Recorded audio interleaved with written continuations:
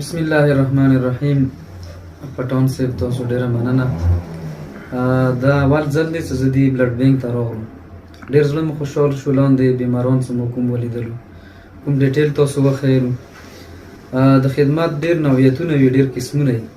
دا یو لوی خدمت دی چې معاشرې کې یو بیمار دی، هغه ته د وینې ضرورت دی، هغه ټلیفونونو نه خلاص دی، منډو ترلو نه خلاص دی، په پیسو باندې خستلو نه خلاص دی، او هغه ته لاس په لاس باندې وینه میلویږي.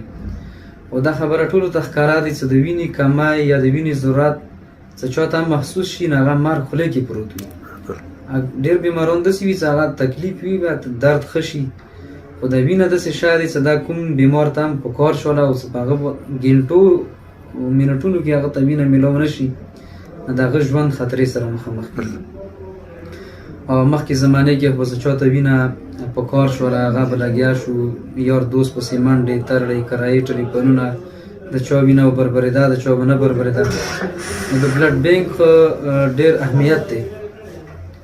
اهمیت دا دی چې اوس یو بیمار ته د یوې وینې ضرورت دی، نو الریډي د هغه وینه دلته بلډ بینک کې پرته وي، ګروپ هر څه نمبر ورباندې لیکلی وي، نو هغه ته منډو ترړو نه او ټېسټونو نه هر څه نه هغه بیمار خلاص شي.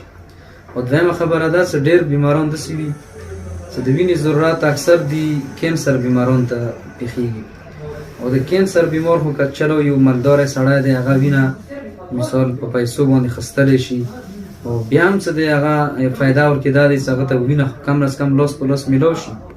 خو دې کې د بلډ بینک خو دا بنیادي مقصد دا دی چې غریب مسلمانانو ته بغیر د څه پیسو نه، بغیر د عوض نه وینه میلاو شي.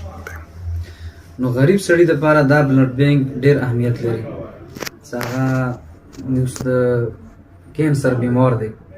نو کینسر بیمار دی، غریب دی، نو هغه په هفتې کې یا په میاشتې کې یا یو ډراپ یا دوه ډراپه وینه هغه دپاره خستل دا ډېر لوی چلنج دی.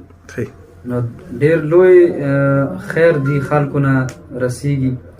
نو مو به حیثیت د دې معاشرې یو عام انسان، د عامو انسانانو نه، مسلمانانو نه دا اپیل کوو، درخواست کوو چې کله هم تاسو ته بلډ بینک طرف نه ټلیفون وشي چې د وینې ضرورت دی، یا مثال تاسو سره د بلډ بینک حوالې سره څه خبره کېږي، نو هغه تاسو سیریس خلو، هغه بالکل داسې یو ټوکو ګاپو کې مه خلو، او دا د ټوکو ګاپو والا شاید هم نه. دویم نمبر کله تاسو ته ټلیفون وشي چې د وینې ضرورت دی، که تاسو یو کار کې لاس وي نو اندازه واخلو، هغه کار پرېږدو، یا سړی لوبو کې لګیا دی یا کیل کوي، او کم نس کم اوس مونځ نه اهم شی خو نشته دی، خو مونځ وایو لس اتو منټو کې ختم شي، بیا سړی ځان ورسوي. نو کله هم څه داسې پېښه وي، داسې ضرورت وي، غریبان وي یا پرژلې راغلی وي، نو بلډ بینک طرف نه څه کوم چې هم نمبر یې دلته جمع کړي دي هغه ته رینګ وشي چې ته راشه، وینې ضرورت دی، د تا ګروپ برابر دی، نو هغه بالکل د شی سیریس واخلي، په ټایم باندې خپل ځان راورسوي. او دې وینې نه علاوه عامو مسلمانانو ته مو تاسو ته دا پکار دی چې صرف وینې نه بغیر دې کې نور اخراجات هم کړي. هغه اخراجات چې دي دې ځای کې مثال د وینه څه وځي، ټېسټونه کېږي، او ټېسټونو باندې خرچه رسي، یا کوم شي کې ډراپ کې وینه وباسي هغه په پیسو باندې راخیستلی شي. همداسې نور اخراجات دي دلته روزمره کسان وځي نه وځي کار کوي، مو ولیدلو دې باندې خرچه کېږي. نو که دې کې مو تاسو همداسې نقد امداد کوو د بلډ بینک سره، نو الله تعالی به د مو تاسو دا پیسې ښه ځای کې استعمالوي. هسې هم مو لګیا یو دا پیسې د مو تاسو کسو څه عباسیاتو کې فضول خرچي کې استعمالېږي، او که دا روپۍ ښه ځای کې استعمال شي نو دا به قیامت کې په کار باندې راشي، او دنیا کې به مو تاسو دپاره د نیکي ذریعه وي. ډېره مننه، خوشحاله اوسئ.